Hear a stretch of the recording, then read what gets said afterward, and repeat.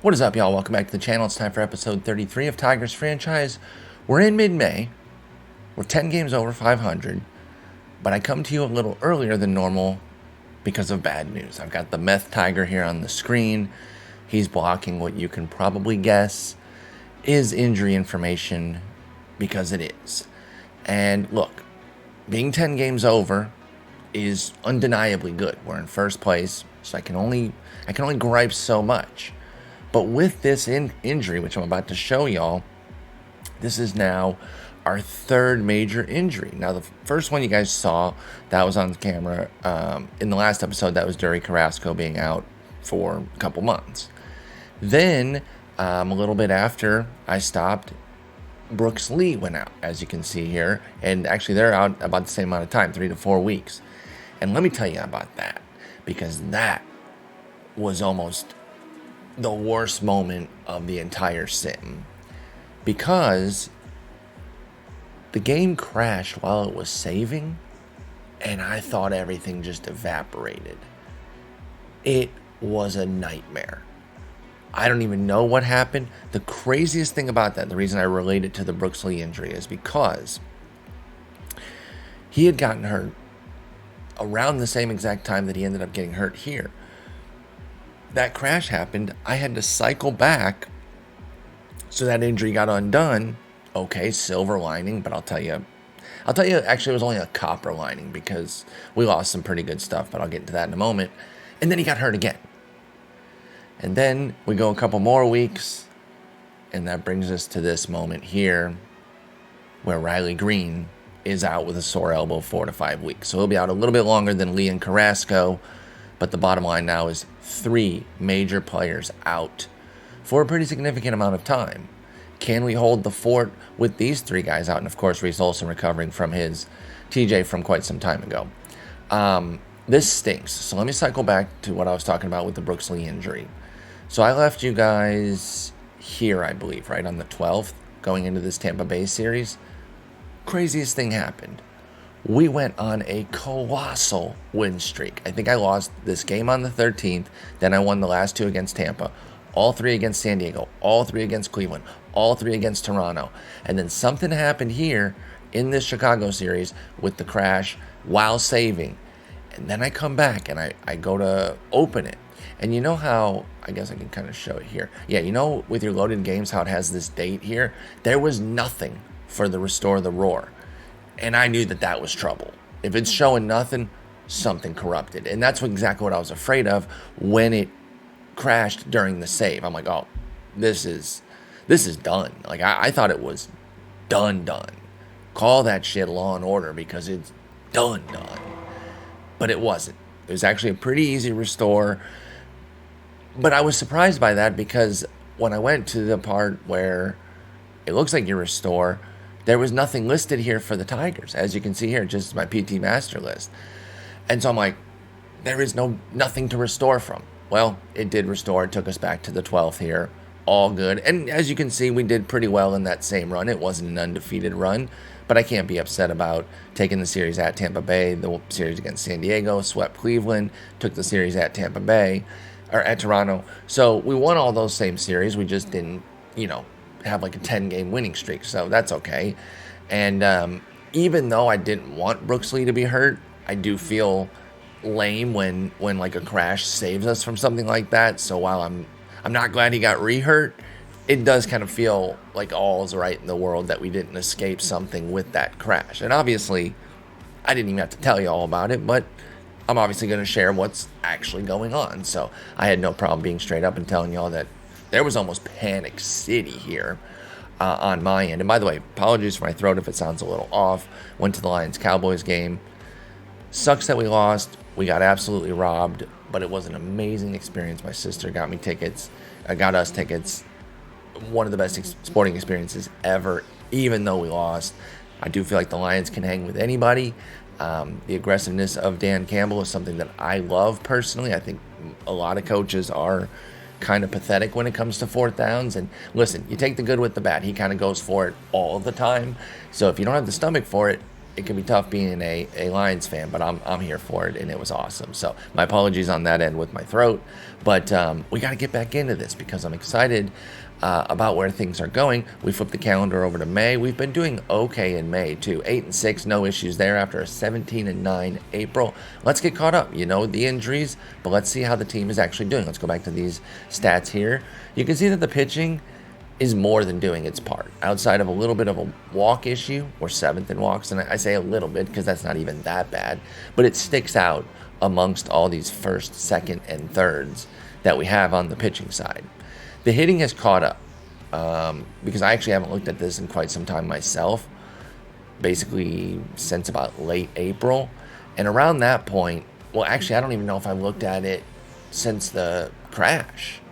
So no, I looked at it after the Toronto series, pre-crash, and even though we had just won all those games, the offense was still kind of lagging behind relative to the pitching. And as you can see, it is still our weakness relative, but it's gotten a lot better.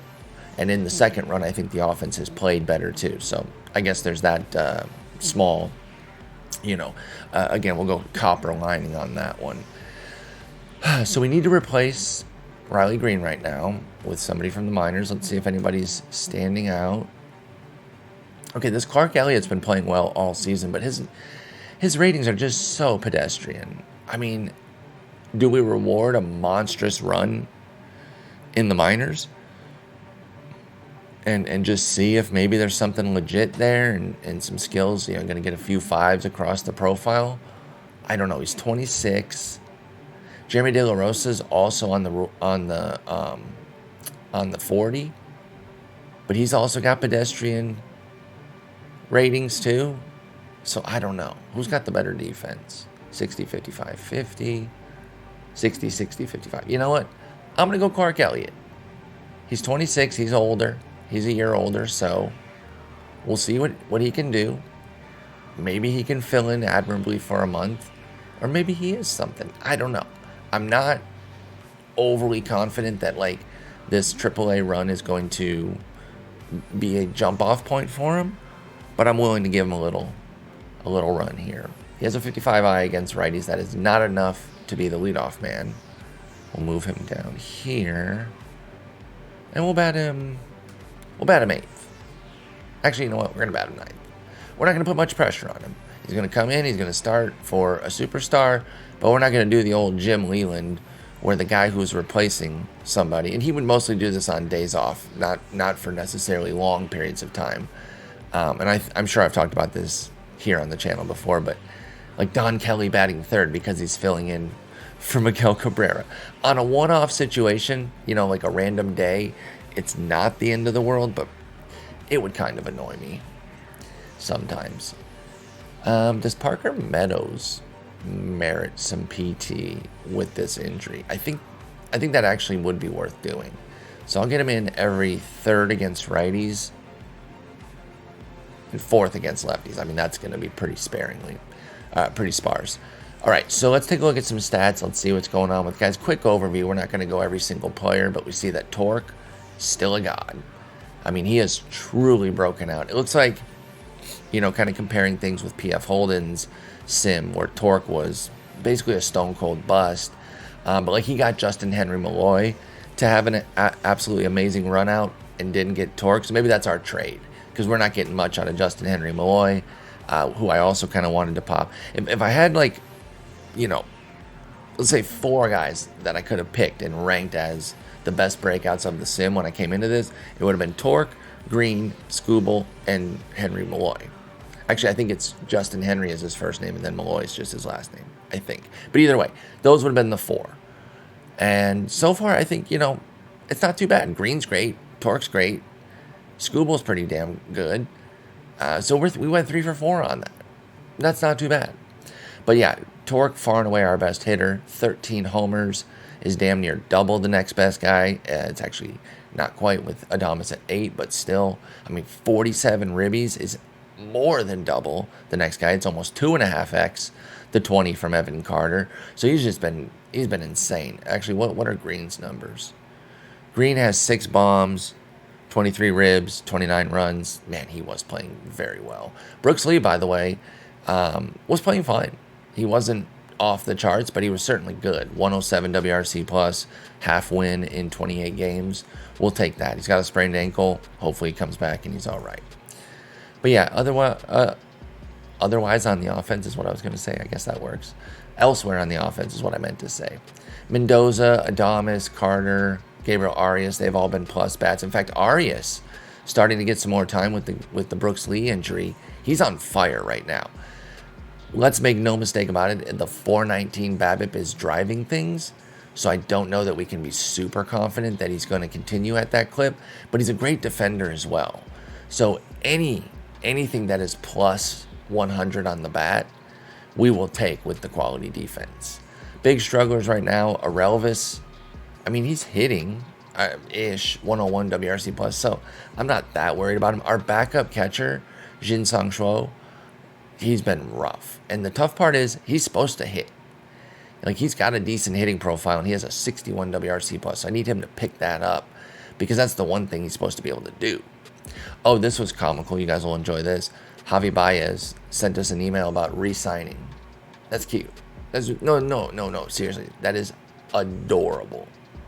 Absolutely not. He only wants $2 million, but I don't care.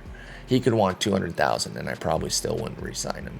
He should play for free. Actually, he should pay us like $8 million to play with us next year, and then maybe I would consider it, but probably not. So all in all, the offense, not too bad. Let's highlight the pitching. That's been the star of the show thus far. And that's with Jackson Jobe toting a 7.91 ERA, which I'm just seeing for the first time here. So we're learning of this together. What the hell is going on? All right, so scanning it over, it looks like 3 monstrous starts. Actually, 4. 4 out of 5 from 4/14, so right after the last episode ended, from 4/14 to May 7th. So just under a month-long run where 3 of his 4 starts ended with, 4 of 5 starts ended with at least 5 earned. And that's, I mean, that'll kill you. He went to Cincy and got absolutely trounced for 7. Toronto got him back-to-back times, and then Tampa Bay got him. In the middle of that was 6 innings, 2 runs versus Cleveland. So he hasn't forgotten how to be good. And his most recent start, 6 1/3, 2 runs, also against Cleveland. So as long as we keep him against Cleveland, he'll be fine. But all in all, let's see. I mean, the skills are down a bit, but the BABIP is off the charts. So is the home run rate. You got to think both of those are going to smooth out. Here's hoping. But it's been rough. And I wonder if maybe we should switch him, Jobe and Enriquez, because Enriquez is rested.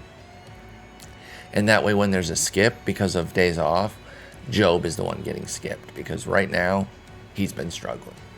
So we'll make that switch. But yeah, taking a look at all the starters here, and we'll just sort by ERA. Let's get basic with it. Enriquez has a 1.26 ERA. So he's getting all the positivity that somebody like Jobe isn't getting. He's getting his share and then some. But we'll take it. I mean, he was a god last year with a 2.85 ERA. He said, I have to lower that by a ton. His whip is 0.91, 24% strikeout minus walk. Yeah, he's got a sparkling BABIP at 264 and an 0.6 homer 9. But those aren't super egregious. Like, he could continue to be good. By the way, we do have Shar in here. She was sitting in front of the space heater. I don't know if she's going to get into her bed. She might soon realize that she's stuck in here and jump into her bed. But we'll see. That's a TBD situation right now. Oh, and there she goes. Perfect. Oh my God, look at that little pouty puss. All right, so we got Shar. We got Shar in the mix here. Let me just make sure her camera looks okay. Just a quick interlude here, pardon me. There we go. You guys can see her perfectly now. All right, Shar cam in effect. We're rocking.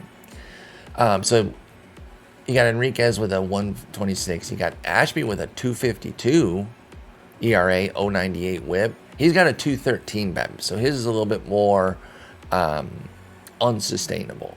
Because even when you're pitching well, 213 is really difficult to maintain for a long period of time unless you're a reliever. But that's great. We'll take it. Skubal, 294 ERA. Gavin Stone at 447. He's been up and down. I still see the 22% strikeout minus walk, so I have no concerns. But it has been a little up and down with him. He's coming off a rough one against Texas. San Diego got to him. And that's really it. 2 crummy starts. And because he's not a huge volume guy, that can kind of elevate the ERA. But 447 is really not a problem 9 starts in. And then we talked about Job. Looking at the relievers, sorting by ERA again, just to be a little fun with it, even though we know that's not the biggest indicator. And the perfect example here is that Franklin DaCosta has a 120 ERA. Oh my God, he's having such a great season. Wrong. He has a negative 3% strikeout minus walk, a 153 whip. So, I mean, he's just been lucky as hell. Let's just call it what it is. It will not last. He better improve, or that ERA is going to come crashing back to earth. Teodo at 217, very nice. Coar 265. Now, Teodo deserves his. In fact, he deserves DaCosta's ERA because he's running a 29% strikeout minus walk. I mean, Coar doesn't really deserve his sparkling ERA. And by deserve, I mean, do their skills back up such a strong ERA? They got what they got, and that's fine. I'm not going to be like, oh, let's make sure that they're worse. We'll take what we can get when things run hot. But if we're trying to predict what's going to happen going forward, we would predict DaCosta and Coar to move toward the bottom of this list. Vargas with a 293 ERA, which is good to go with his 21% K rate. He should sustain. Elpidio Perez has a 21% strikeout minus walk, but only a 420 ERA, so he could be a big improver. And then Angel Felipe and Abner Uribe are both at 430, 430 and 438 respectively, but they're both at okay strikeout minus walk rates at 15 and 16% respectively. The problem is that Abner Uribe has a 21% walk rate. And I'm sorry, that's just going to wreak havoc no matter who you are. So we know that that's a risk because of his 30 control. I was hoping more for the 12 to 15% walk rate that we saw in 2026 and 25. But 21's fine. Sure. No, that'll work. Yeah, that's going to be a problem. So we have to be careful with that. And that's why, even when Abner Uribe got into the circle of trust during the playoffs last year, I still knew that it was going to be tough to make him a go-to guy for a full season. Because even in that playoff, he had a 19% walk rate. But he was just getting outs because his strikeouts were up, and he was pitching well enough to get out of jams. But until something moves, or unless, I should say, because I don't really know that it's going to at this point, he's 2 months away from turning 27, unless something changes with that 30 control, Abner Uribe is going to have a hard time being a super go-to guy for us consistently. It's going to be more of like, when he's hot, we're going to ride it. When he's not, we're going to have to kind of bury him. So that's how the team's doing right now. Let's take a look at the standings. Let's see what's going on around the league a little bit. As I mentioned, we are in first. 2-game lead over the Twins here. The Guardians are just under 500 at 19 and 21. And then the Sox and Royals are pretty crappy. Red Sox lead their division by 2.5. Angels 2.5 over the Astros. Mets 3.5 over the Phils. Cardinals and Brewers are deadlocked at 26 and 16, with the Reds at 25 and 17 right behind them, and the Pirates at 22 and 19, not too far behind, and the Cubs at 21 and 20. Look at the Central. The NL Central representing what an excellent division this has been. And then the West is pretty hot too, 26 and 16 for the D-backs, 2 games over the Dodgers, and look at the Rockies at 542 games in. Okay, we'll see if it lasts. No skin off my back if it does. Ivan Melendez, I've talked about him. Hook'em horns, tough loss last night for my Longhorns in the college playoffs. Man, would have been cool for Texas to face Michigan, my childhood team against my alma mater. Oof, that would have been awesome. But I'm going to be rooting for Michigan now that Texas is out. But anyway, I did an Arizona Diamondbacks sim this year, and I really wanted Melendez to become a stud. It never really came together. But this, by the way, this run out would have exceeded my my dreams and expectations for him in my Arizona run out. I mean, he has an MVP, 55 home run season, 42 last year, already 15 this year. I mean, he has been amazing, and that is just off the charts. By the way, I'm watching a very little known show called Happy Endings from back, in the early to mid 2010s, I don't even know. And one of the characters says amazing all the time, so that's where that came from. If you watch that show, you're awesome, because it's like my 50th rewatch. I absolutely adore that show. It's called Happy Endings. It's not lewd. It was a network comedy, but the references are just amazing. They're probably a little dated at this point, but they're great. Anyway, let's get to the rest of this month. Our next big event will be the draft. We'll get up to around that. Yeah, we're 20 minutes in here, so we're taking a look. We got Pittsburgh for 2, a little off day. Then we're over to Philly, out to the White Sox. We host the Twins for 4. Flip the calendar over with a Seattle series at home. Then we go visit the Twins. We go to Washington, D.C. Then we face the Dodgers and Mets back-to-back at home. By then, that's just June. Then we go to KC, host the White Sox in KC, and then finish in Seattle. I think that's about where we'll cap it. I think we're going to try to get through June here. We'll see how things go. Let's start with this Pittsburgh series. 2-1 win off rip. Game 2, little 2-gamer.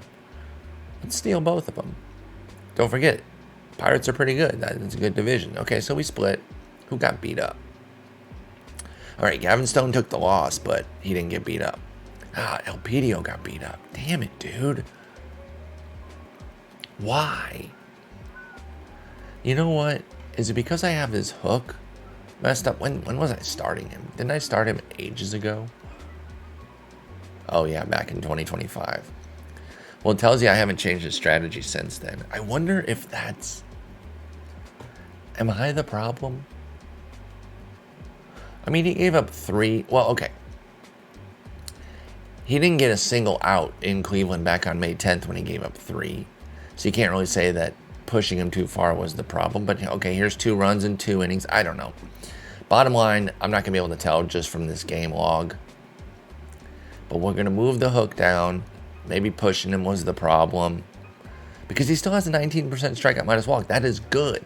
But a 358 BABIP, if we're pushing him when he's, kind of on fumes, maybe that's an issue. Or maybe it's just that he throws 88, 90, 89, 91.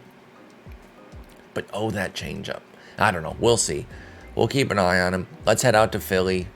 We get them for 3, and then the White Sox. Philly was in second in their division, right? Yeah, 2 games back of the Mets. I think, just going off my memory of the standings there, we got a lot of, solid teams coming up. This is a pretty tough run. 4-1 win in game 1. And then game 2 there, we lose 8-3. So now we got a rubber match on Sunday here. Go ahead and turn off the space heater since nobody's using it. Oh my God. Look at her. She's so funny. Jen's mom was here. Her parents were here for the holidays. And Char was laying kind of like this at some point. And she was calling her rigor mortis, which is just really funny to me. Because sometimes when she gets comfy like that, she looks like that. Don't you, Char? You little pot roast. Don't call me pot roast. All right, so we take the series. We win 9-4. And again, apologies for my voice. It feels like it's way worse, but maybe it's not so bad. I don't know. Looking at the White Sox here, they're 17-31. They do have the number 1 second baseman in the game. Try that again. They do have the number 1 second baseman in the game, according to OSA.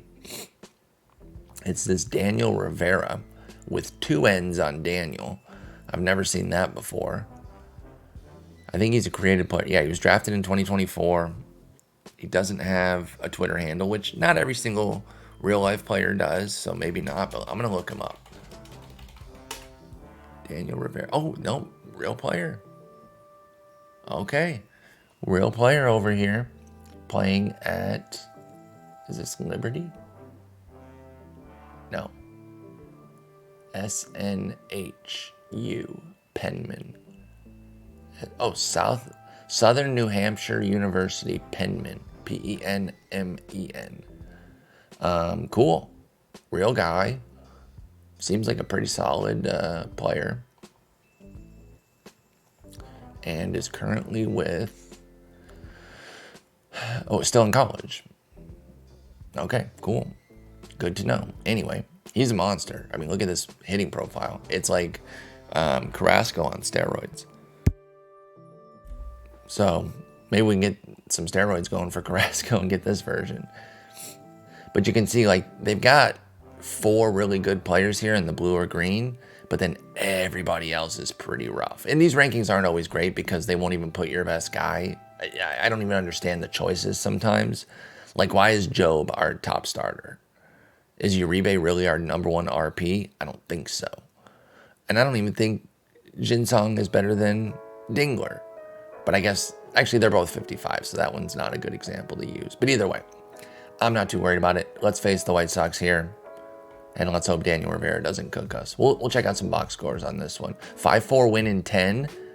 Rivera goes 0 for 4 with a walk. Let's go. Gavin Stone pitching well. Aurelvis with 2 bombs at a baby. Game 2. Did I hit the button? 6-0 win, let's go. Rivera's 1 for 4, so he's 0 for 8 with 1 for 8 with a walk. Aurelvis goes yard again. He's feasting. All big 8 scoreless for Job. We love to see that. By the way, wait, what was his ERA when we checked in? Okay, it was in the 7s. For some reason, I had a brief moment there where I was like, is the ERA higher than it was? No. This is back-to-back gems now. He's getting back on track. We'll keep our confidence in him. Can we get the sweep at the White Sox? A little Wednesday afternoon getaway. Boom, 3-2 and 11. So 2 extra innings games, but we handled them. Rivera goes 0 for 5. Best second baseman in the league. My ass, bro. Clark Elliott with his first bomb. Let's go. All right, he's holding his own so far. 6 games with a 90 WRC plus. Cool. Good game for Skubal. Only 2 unearned. All right, now we get Minnesota.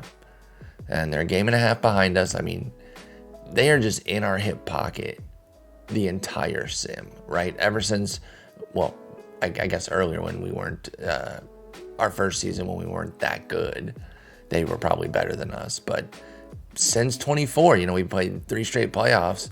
They've been right there all 3 times. Thankfully, we've come out on the high end, but let's see what we can do here. We got 4 games against them. By the time, oh no.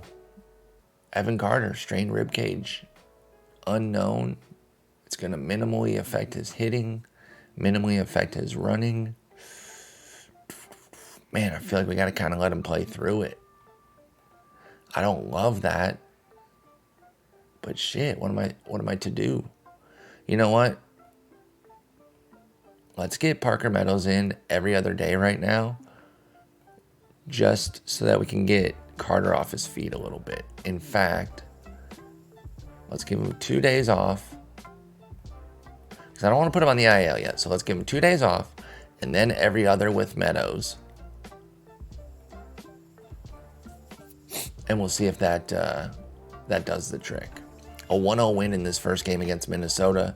Corbin Burns was excellent, but Ashby and company were better. Let's go. Love to see it.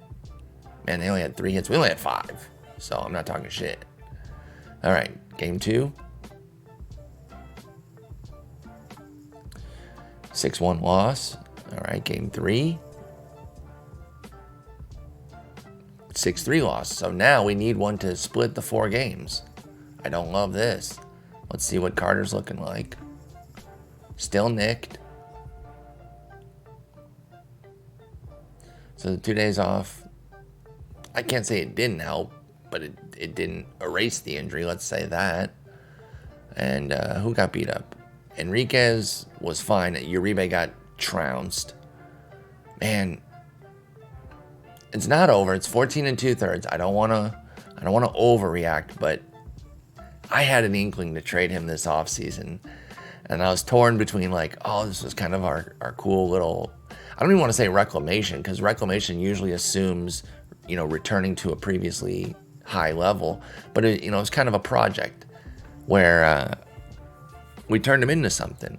But now I'm just worried about that 30 control. It's so bad. It's so bad. And he only walked one guy here, so you can't even blame it all on that. Although control can manifest itself. I mean, obviously in this game, it's primarily about walks, but I'm talking about in real life.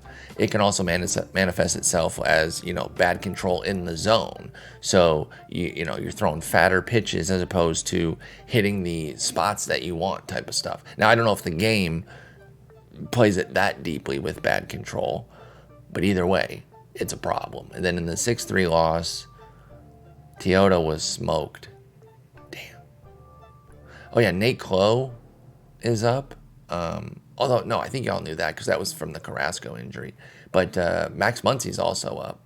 And he has a 1 WRC+, so probably don't need to brag too much about that or talk too much about it.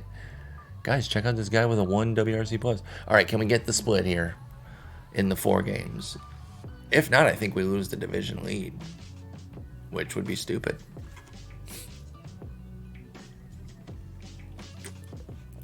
It's getting the save there, so I'm taking a quick drink. Pardon me. And it's a 5-2 loss in 12. Okay. Coar. And we were expecting some regression from him. And, moments after I talked shit about Uribe, he was awesome. 2 innings, 1 hit, 4 Ks. So not his fault, but then Coar shit the bed. All right. Well, look at this. Look at this EKG over here. Wow. All right, so they score in the 5th. We immediately tie it in the bottom.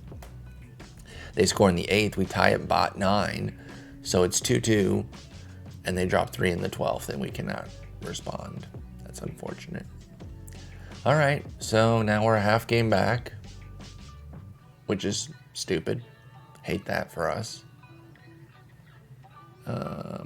Let's see here. The injuries.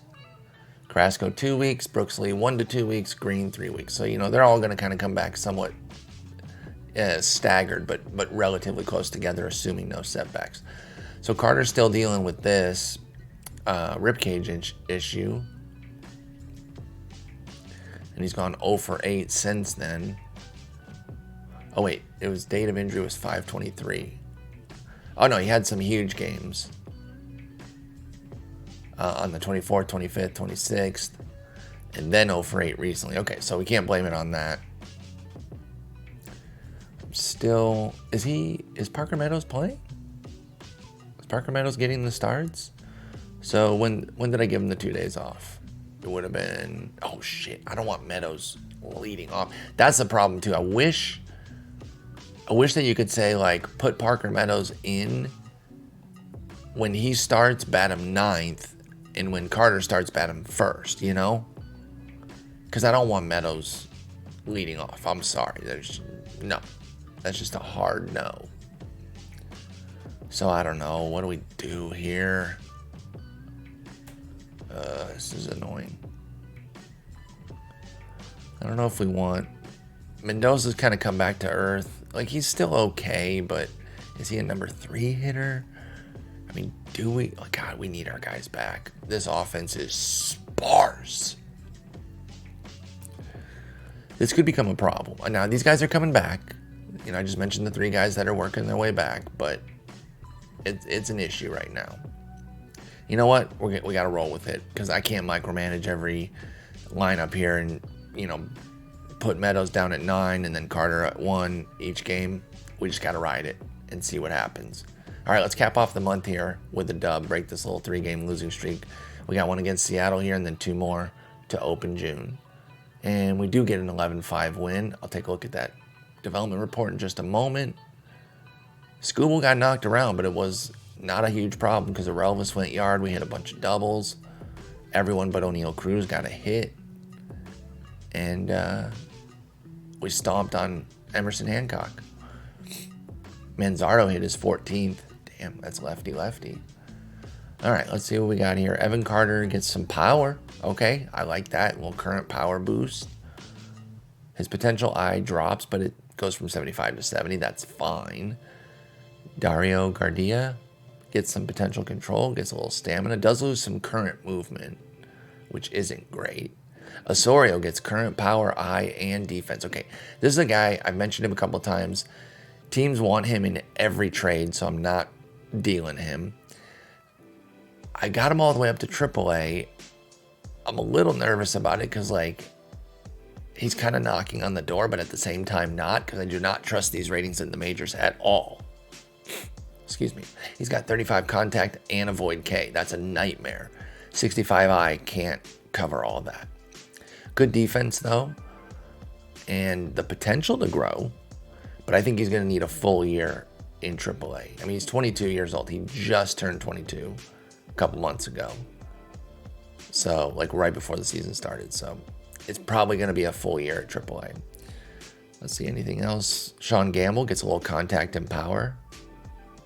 And he's hitting well at AA. Oh, no, sorry. I thought his plate appearances was his WRC+. He's actually unhappy because of the team record. Okay, cry about it. They're 18 and 25. Should I move him to AAA? Will it make him happy? It makes him normal.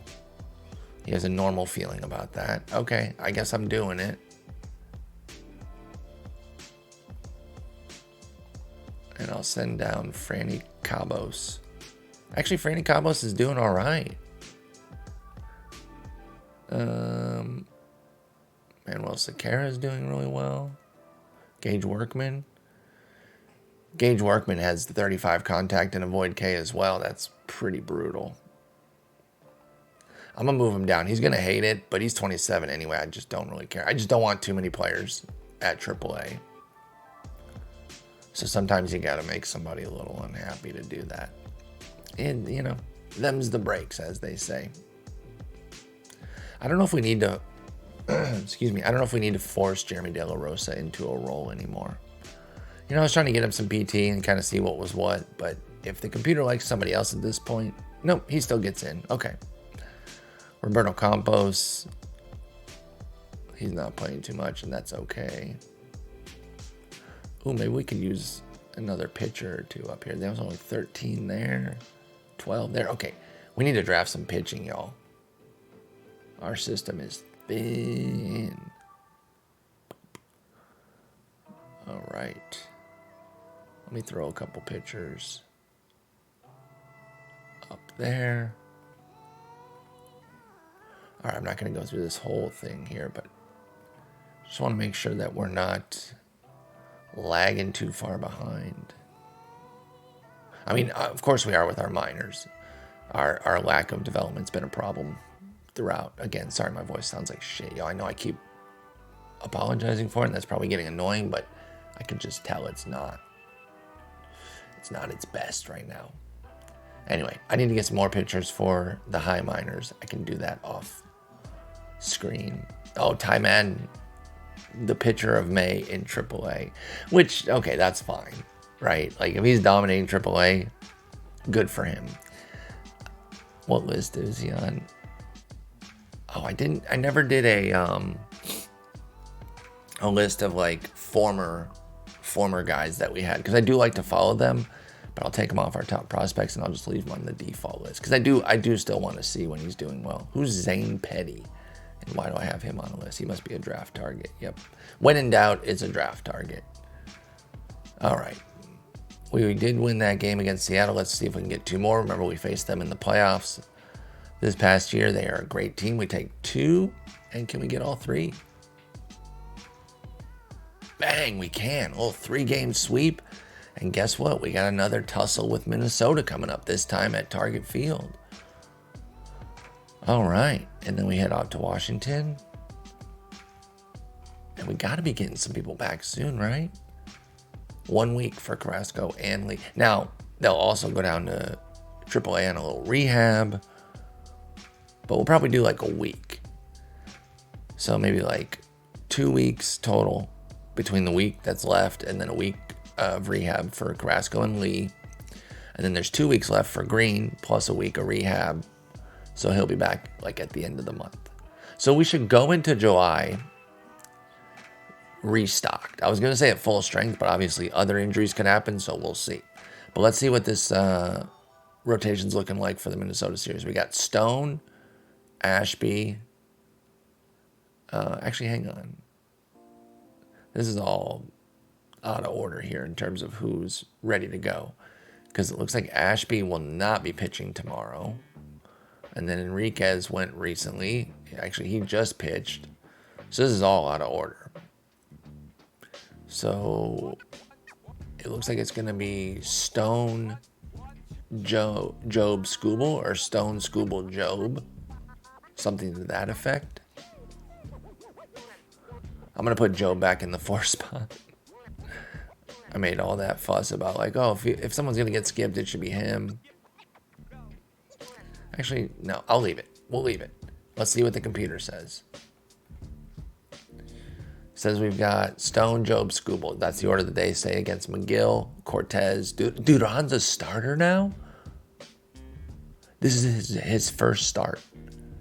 So they're just making this decision. Okay, this is interesting. I mean, he's got 4 amazing pitches.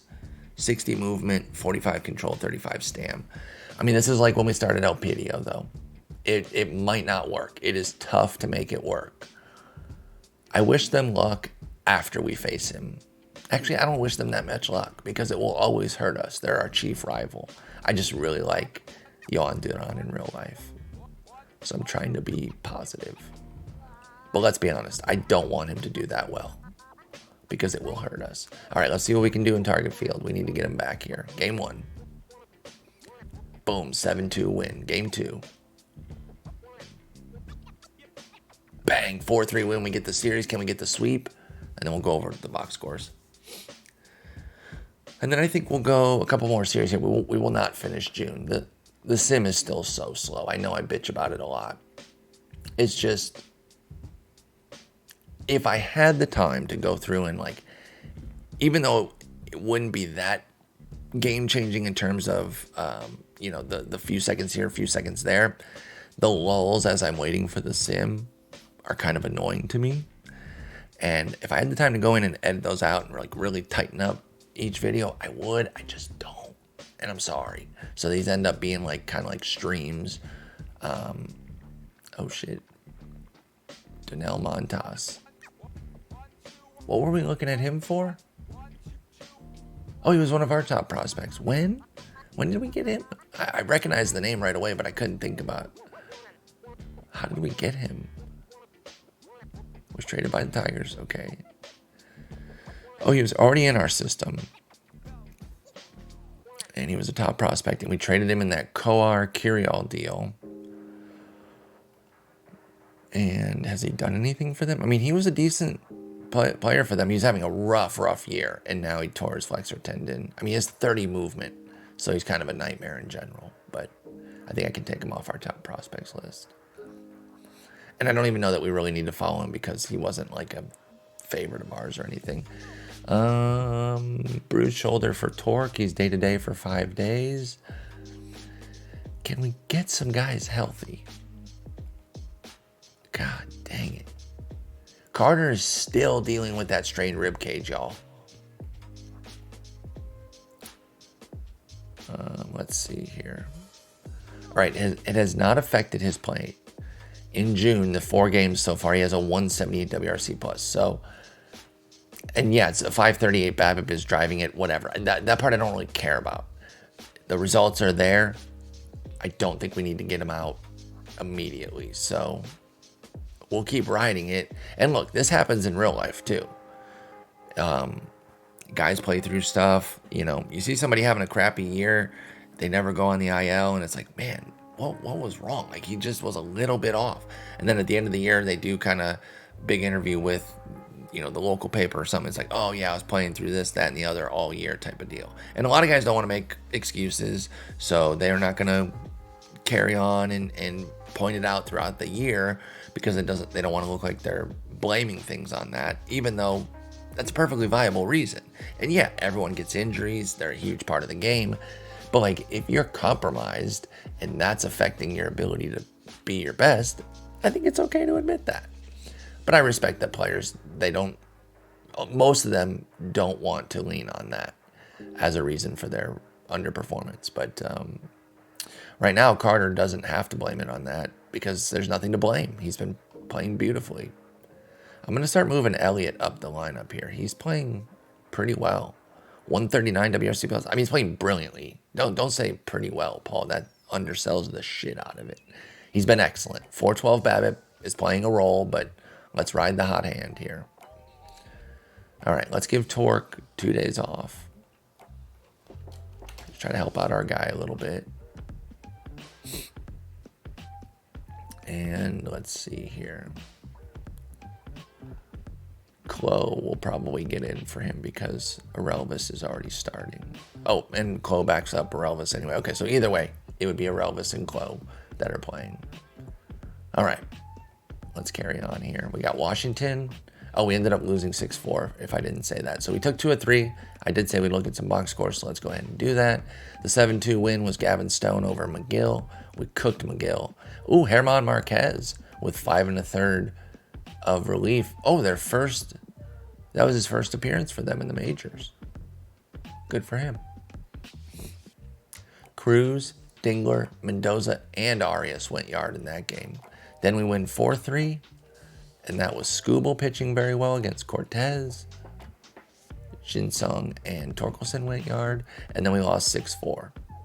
Adames went yard, but Ashby got knocked around. Duran was not great. 4 1/3, 3 runs, 6 base runners. We'll see if they stick with that. We get Washington for 3. They're 28-31. They're 4th in their division, but that's because it's a good division. 3 games under 500 is, you're a decent team. You're in the mix. Oh, they got Schwarber back. And he's been playing brilliantly. Wow. He's been pretty middling throughout this sim. Just kind of a 3 true outcomes guy who probably doesn't get enough hits for his power to really play. Oh, actually his OBP has kind of sucked. Yeah, and I mean even relative to his batting average. Because normally, excuse me, I'm also stuffed up. So I have bad voice and a little stuffiness, so double whammy there. But normally for this like Gallo Schwarber type profile, you want like that 100-point split between the average and OBP.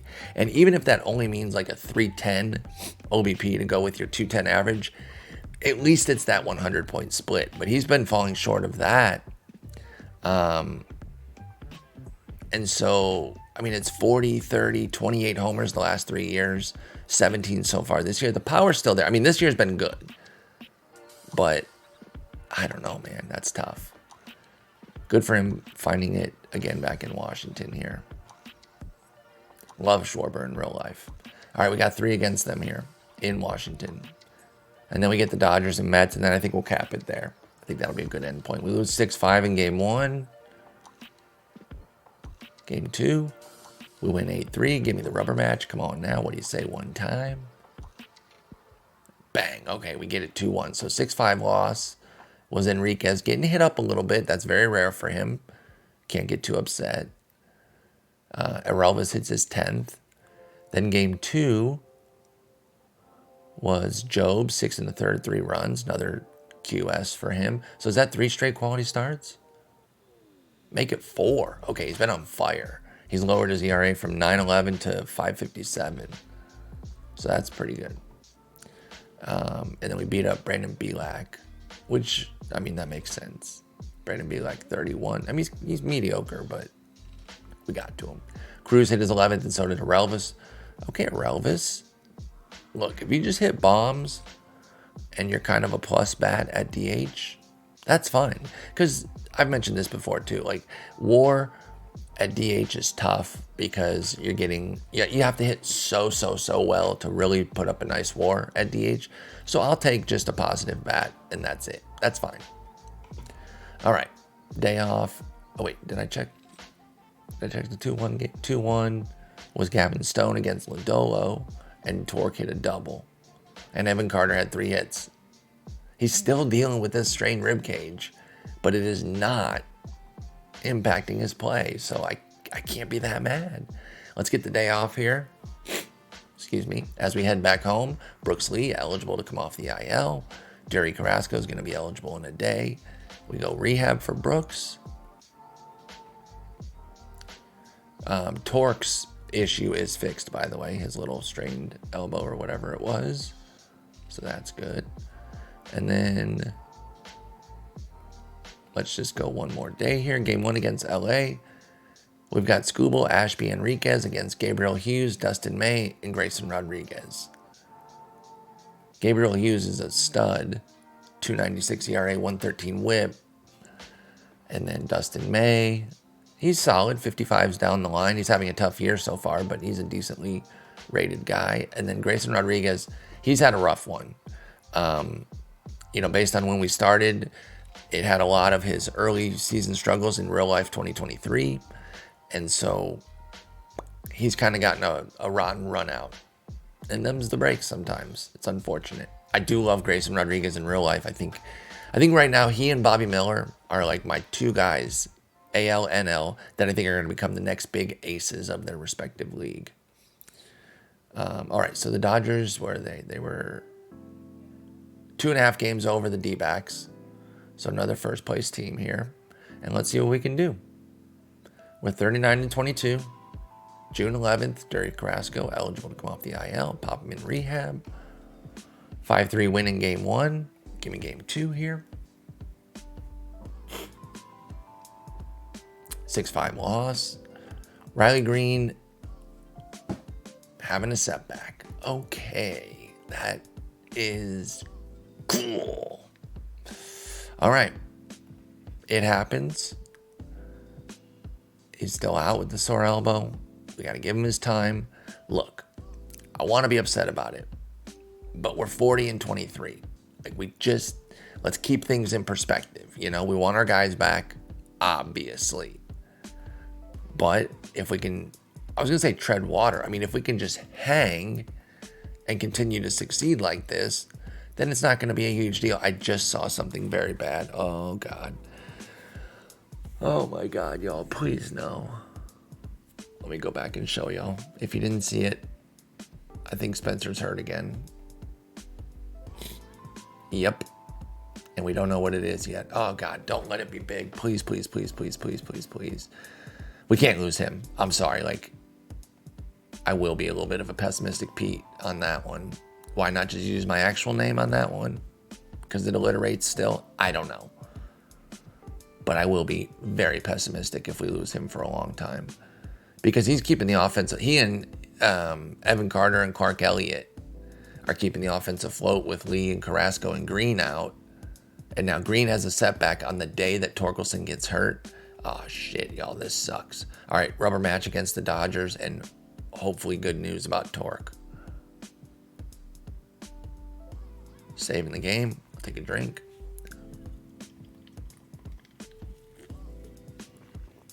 Take longer, please. Please give me good news. Please. Okay, nothing yet. Nothing yet. Oh, God.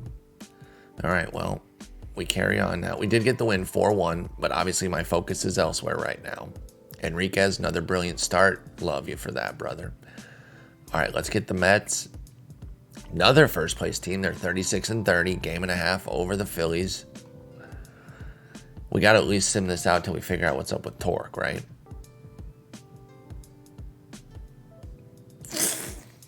Crap on a crutch. 5 to 6 weeks with a fractured finger.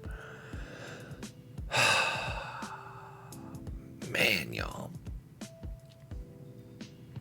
I think I mentioned this in a recent episode. I don't know which one. And maybe I didn't. Maybe I just thought it. But I was aware of the fact that we ran pretty hot on injuries last year. And, you can call it a jinx if you want. I tend to call it just being realistic. I was concerned that we might have some issues this year just from natural regression to the mean. You have some great injury luck for a full season. It can run the other way pretty easily. And we lose 6-5-11 in this first game against the Mets as well. Oh, boy, y'all. Okay. Well, we need somebody right now. Let's see here. Lee's played 3 games. And Carrasco's probably only played 1 or 2. Yeah. I kind of want to give him a little bit more time than that. So should I call up somebody in the interim? Obviously, we don't want to keep running light. I'm just going to call up somebody who's on the 40. And even though Isaac Pacheco is not doing well, in fact, he's doing horribly, I think I'm going to call him up. Because I can't call up Osorio. He's just not ready.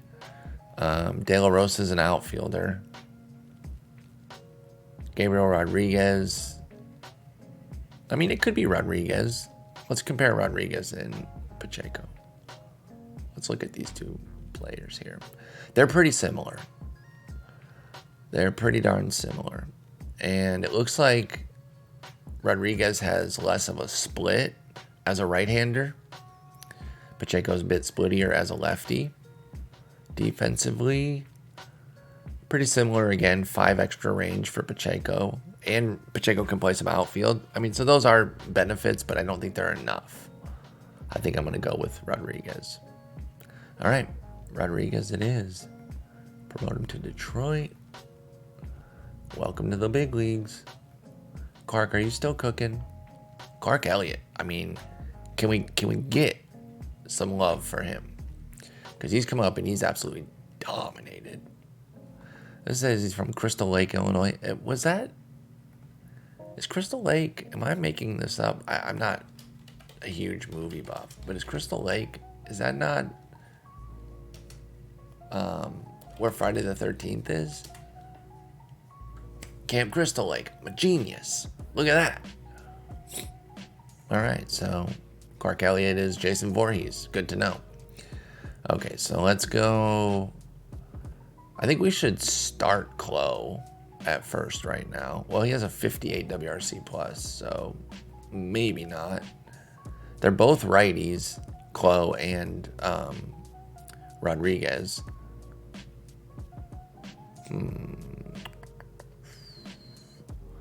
What if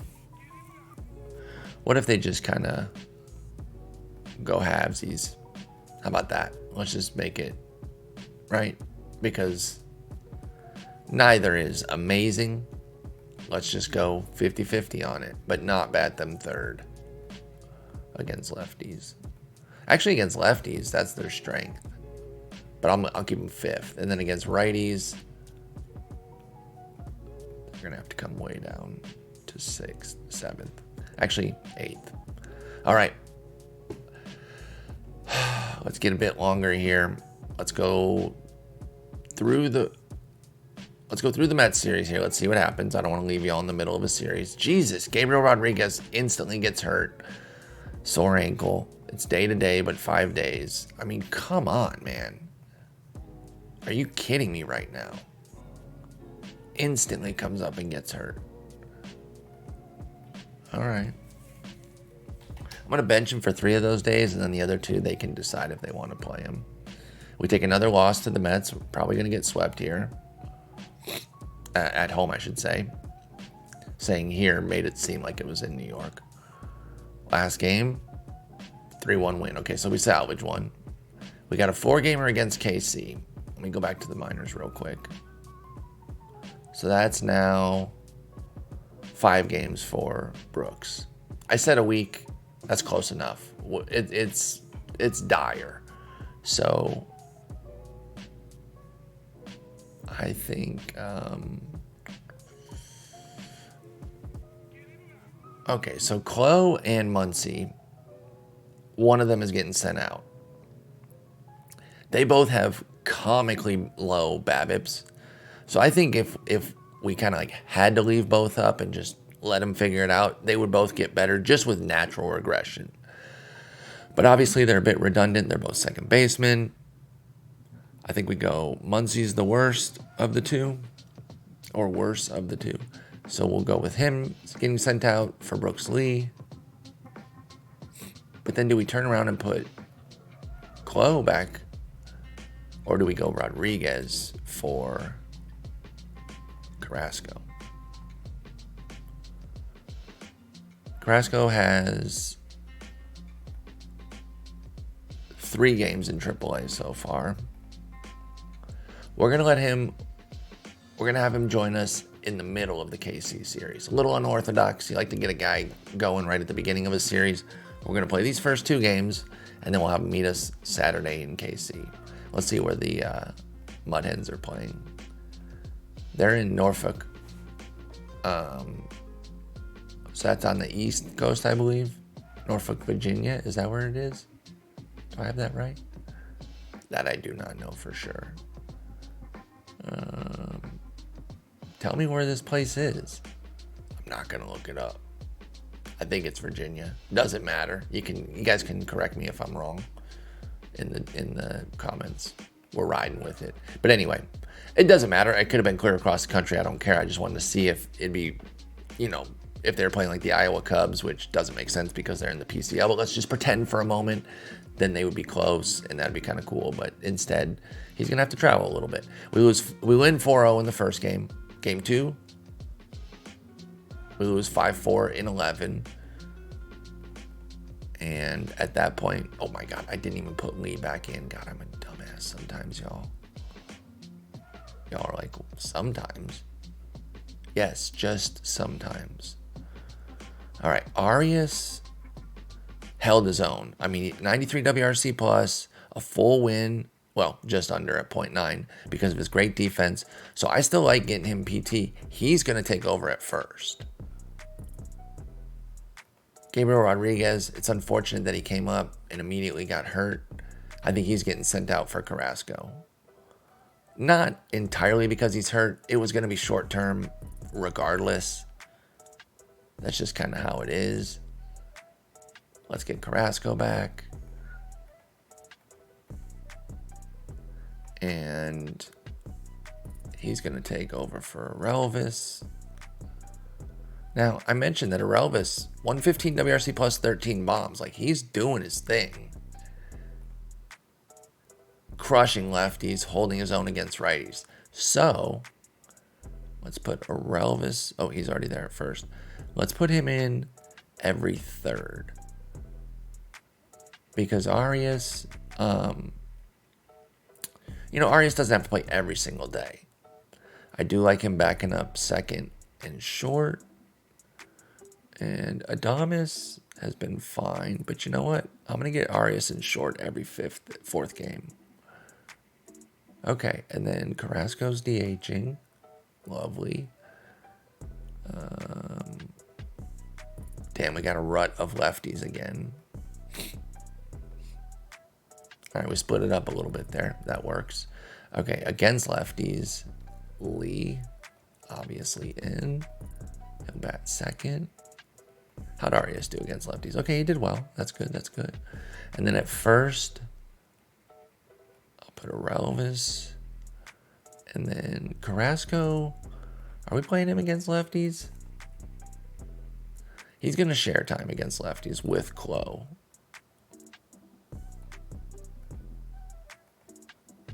Yeah, let's do that.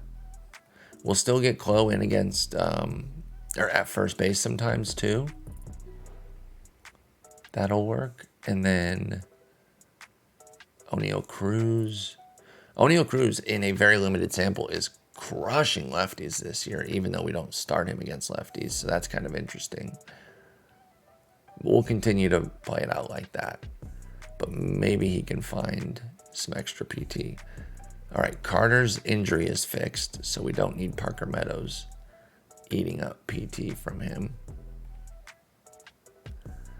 All right, we'll leave it like that right now. Meadows is not hitting well. Not that we expect him to. I need to train Arias in the outfield because he's like 55s down the line, which isn't bad for a corner. Like, that could definitely work. All right, we got both guys back. We're still without Torque and Green, our two best guys. We don't know when Green's going to be ready. That sucks. 5 weeks for Torque. We should still have him for the stretch run, so that's good. Let's finish off this KC series. I'll go through the White Sox series, and then we'll cap it there. Let's get a few games going with Lee and Carrasco back, and hopefully avoid any more damn injuries. All right, 7-2 win. And then can we get 3 out of 4 here? Save incoming as well. Please hurry. I'm very impatient. Saving faces. Saving everything. And we lose 4-3. Okay, so we take the 4-game split. It's fine. You know, I always say taking a 4-game series is difficult. So as long as you get the 2-2, you take that and you move on. Connor Griffin got the ACL. Arizona Complex League. Wait, when did we trade him? Oh, no, we didn't trade him. We were thought about drafting him. He was the number 4 pick overall for Colorado. And he is awesome. I forget who we took that year, but I think some of y'all wanted me to take Griffin. So we'll keep him on our list because we do want to follow him and see what's what. I can't remember what year that was. I mean, I see what year it was. It was 24. Actually, you know what? I'm going to look it up. I'm going to look it up real quick. Draft history, 24. We took Kaysen. That's what I thought, but I wasn't 100% sure. By the way, Kaysen is with the Twins. Wait, is he a two-way? No, not really. Why is it kind of like pretending that he is? He's 70 potential now? What the hell is this horse shit? That's garbage. He's still in rookie ball, though. They put him back down in rookie ball, and he's happy about it. Whatever. That's some garbage. All right, reset here. 2 games up on the Twins. The rest of the teams in the division are kind of lagging behind. Let's just be honest about it. Oh, poor Torque. He's going to fall off of these leaderboards here. That's unfortunate. Oh, well. All right, and we've got... Who have we got pitching? We've got Scooble, Ashby, Enriquez against McDougal, Perkins, and Rodriguez, which is Eduardo. But I don't know who Cade Perkins or Tanner McDougal are. No idea. But let's see how we do against them. Oh my God, dude. Evan Carter, dead arm. He'll be out about a week. Like, give me a break with the injuries. And now he's fragile? Maybe he already was. I don't know.